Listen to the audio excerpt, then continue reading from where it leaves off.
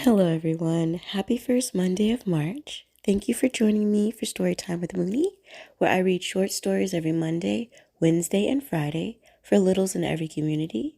You can follow me on Instagram at Moonie the Space Kitty, Moonie the Space Kitty SFW, or Storytime with Moonie. The only difference between the profiles are the tags that I use. Through the profiles, you'll have access to the items I sell in my little shop.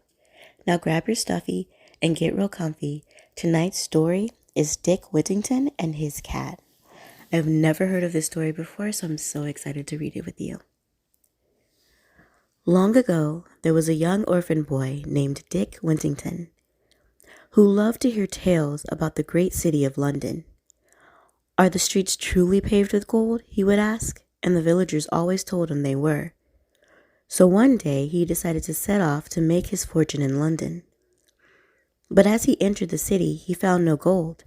All day, he trudged through the narrow gray streets and met people dressed in tattered clothes. Cold and hungry, Dick lay down on a doorstep and fell asleep. He was woken abruptly by a bad-tempered cook of the house. "Wake up, you lazy boy," she said, prodding him. "You can't sleep here." Fortunately, Mr. Warren, a rich merchant who owned the house, took pity on the poor boy. "Give the lad some breakfast," he told the cook. "He can work in the kitchen and sleep at the top of the house." The cook was not pleased. She made the boy clean pots, tend the fire, sweep the floor all day long. Dick soon settled in, though, and the only thing he didn't like were the rats crawling all over his bed at night.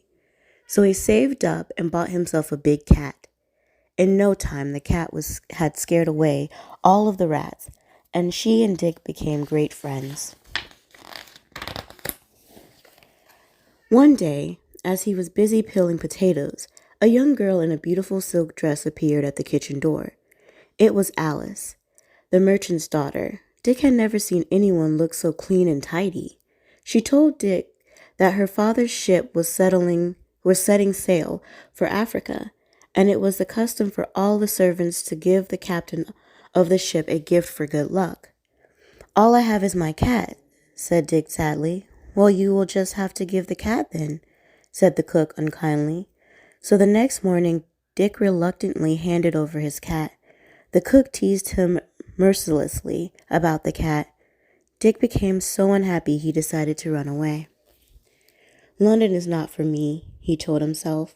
Shortly after leaving the city behind, Dick stopped for a rest.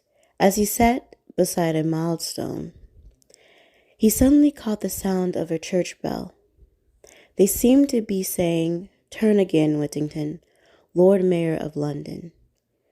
Dick leapt up as the pealing bells continued to ring out. He knew they were sending him a message. "Me? Lord Mayor of London?" cried Dick. He picked up his knapsack and turned around. He then headed straight back to the merchant's house in London. Meanwhile, Dick's cat had sailed all the way to Africa.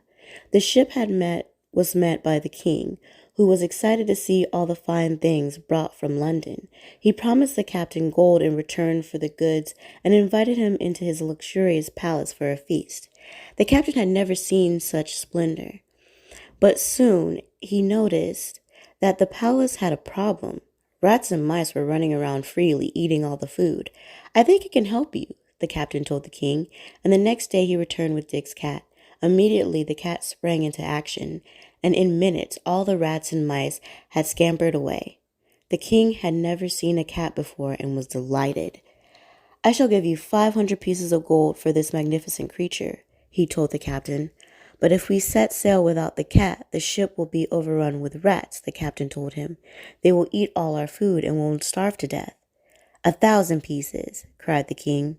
"The cat is yours," replied the captain, hoping that this was a risk worth taking.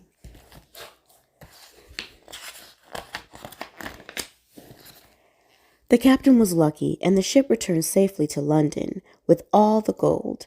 When Mr. Warren heard the captain's tale, he immediately summoned Dick and told him the happy news. "Congratulations, Mr. Whittington," he had addressed Dick politely. "This gold is payment for your cat. You are a very rich man now. And as Dick left the room, the words of the bells were in his ear. Turn again, Whittington, Lord Mayor of London.